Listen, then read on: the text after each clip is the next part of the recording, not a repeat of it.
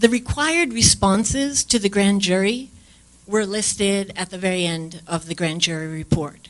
And required responses were required from the School Board of Trustees for number 18A and B. So you are the only ones who can provide that response because the response is requested or actually required from you. And what the findings said was that the grand jury finds the current school board has often been divided and sometimes failed to clearly define and communicate their policies to the superintendent. Requests for future board agenda items are sometimes ignored.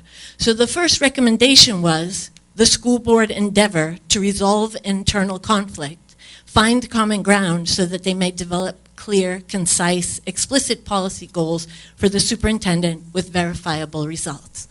Now that's what a school board does. That's the job of a school board. So the grand jury is saying right there, do your job. Now, if you were doing your job, it seems like you immediately would have wanted to respond. And whether or not that's true, you're required to respond.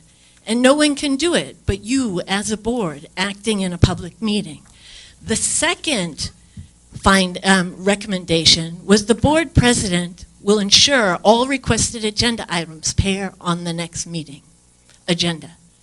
Now that says follow the law. There is no exemption for deciding whether or not you think it should be on the agenda. The law is if anyone, a community member, a parent, the President of the United States requests an agenda item, if it's within the purview of the school board, if it's school business, you either have to put it on the agenda, give a report, or a quick informational summary. Those are your only two options. You can't decide that you're not going to put it on. So many agenda requests. I have an agenda request, and Mr. Orwell had an agenda request for last meeting that didn't get on.